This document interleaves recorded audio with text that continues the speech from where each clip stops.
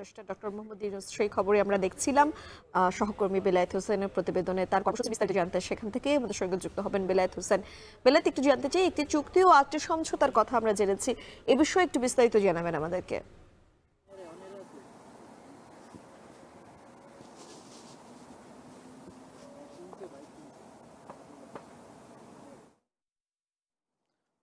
মিম, কিছুক্ষণ আগে বাংলাদেশ এবং চীনের পক্ষ থেকে একটি যৌথ বিবৃতি দেওয়া হয়েছে। সেখানে বলা হয়েছে বাংলাদেশ এবং চীনের মধ্যে একটি চুক্তি এবং 8টি সমঝোতা স্বাক্ষর হয়েছে। আমি যদি একটু আপনাকে বিস্তারিত জানিয়ে দিই, আসলে চুক্তিটি হয়েছে মূলত বাংলাদেশ ও চীনের অর্থনৈতিক ও প্রযুক্তিগত সহযোগিতার ক্ষেত্রে একটি চুক্তি স্বাক্ষর হয়েছে। এছাড়া ধ্রুপদী শিল্পকর্মে অনুবাদ, উৎপাদন, সাংস্কৃতিক ঐতিহ্য, সংবাদ বিনিময়, গণমাধ্যম, ক্রীড়া ও স্বাস্থ্য খাতে সহযোগিতা সম্পর্কিত আরও 8টি সমঝোতা স্বাক্ষর হয়েছে। এর পাশাপাশি বিনিয়োগের বিষয়ে বাংলাদেশের সঙ্গে চীনের আনুষ্ঠানিক আলোচনা শুরু হয়ে গেছে, এটি জানানো হয়েছে। চীন বাংলাদেশে শিল্প অর্থনৈতিক অঞ্চল শুরু করার ঘোষণা দিয়েছে। মোংলা বন্দরে আধুনিকরণের জন্য এবং সম্প্রচারের জন্য একটি বাণিজ্যিক চুক্তি, একটি রোবট ফিজিওথেরাপি এবং পুনর্বাসন কেন্দ্র নির্মাণ এবং একটি কার্ডিয়াক সার্জারি গাড়ি অনুদানের বিষয়ে আরও 5টি ঘোষণা করা হয়েছে চীনের পক্ষ থেকে। মোটামুটি এখন পর্যন্ত বাংলাদেশ এবং চীনের এবং প্রধান উপদেষ্টাকে যে সফর, এই সফরকে ঘিরে এখন পর্যন্ত যদি প্রাপ্তির জায়গাটি বলি, এখন পর্যন্ত এটি। আর এর বাইরে যেটি বারবারই বলা হচ্ছিল যে প্রধান উপদেষ্টা এবং চীনের প্রেসিডেন্ট শি জিনপিংয়ের এই দ্বিপাক্ষিক বৈঠকে তিস্তা মহাপরিকল্পনার যে জট খুলে যাওয়ার আশা করা হচ্ছে, সে বিষয়ে এখন পর্যন্ত কিছুই জানানো হয়নি।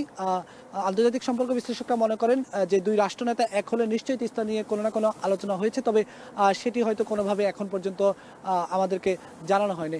এর বাইরে একটু বলে রাখতে চাই যে প্রধান উপদেষ্টা আজকে সকালে প্রেসিডেন্ট শি জিনপিংয়ের সঙ্গে দ্বিপাক্ষিক বৈঠক করেছেন। তিনি একটি ব্যবসায়ীদের শীর্ষ ব্যবসায়ী, এখানকার যারা শীর্ষ ব্যবসায়ী নেতা রয়েছেন তাদের সঙ্গে সংলাপে অংশ নিয়েছেন। সেই সংলাপে কিন্তু অনেকটা তিস্তার বিষয় এক ধরনের দেওয়া হয়েছে। ভারতের যখন চলে এসেছিল তখন কিন্তু তিস্তার প্রসঙ্গটিও চলে আসে। একদম খুব পরিষ্কারভাবে বলেছেন নেপাল, ভুটান এবং 7 সিস্টার্স এই অঞ্চলের ভূরাষ্ট্রিক প্রেক্ষাপটে বাংলাদেশের অবস্থান অত্যন্ত গুরুত্বপূর্ণ। পাশাপাশি চীনের শক্তিশালী সহায়তা, শক্তিশালী ভূমিকা তাগিদ দিয়েছেন প্রধান উপদেষ্টা। এর পাশাপাশি চীনের সঙ্গে বাংলাদেশের যে আন্তঃযোগাযোগ, অর্থনৈতিক যোগাযোগ, বাণিজ্যিক যোগাযোগ, এই বিষয়গুলো নিয়ে তো আলোচনা হয়েছে। আমরা দেখেছি যে এখানে প্রধান উপদেষ্টা সকাল থেকেই একের পর এক বৈঠকে অংশগ্রহণ করেছেন। চীনের উপরাষ্ট্রপতির সঙ্গে বৈঠক করেছেন, চীন সরকারের উচ্চপদস্থ কর্মকর্তাদের সঙ্গে বৈঠক করেছেন এবং এখানে যারা বড় বড় বিনিয়োগকারী আছেন, বিনিয়োগকারীদের নেতারা রয়েছেন, তাদের সঙ্গে তিনি কথা বলেছেন। বাংলাদেশের খাদ্যপণ্য আমদানি রপ্তানি করার ক্ষেত্রে চীনের সঙ্গে আলোচনা হচ্ছে, আরও নানা বিষয়ে আলোচনা হচ্ছে। আজকে এই যেই আনুষ্ঠানিকতা রয়েছে প্রধান উপদেষ্টার, বেশ কয়েকটি বৈঠকে তিনি অংশ নেবেন আজকে সন্ধ্যা নাগাদ পর্যন্ত। আর সন্ধ্যায় তিনি ইফতার আয়োজনে অংশ নেবেন। আগামীকাল তিনি পিকিং বিশ্ববিদ্যালয়ের শিক্ষার্থীদের উদ্দেশ্যে ভাষণ দেবেন এবং সেখানে তাকে ডক্টরেট ডিগ্রি প্রদান করা হবে। তো এখনকার মতো এই ছিল আমার কাছে, পরবর্তীতে আরও জানিয়ে দেওয়ার চেষ্টা করব।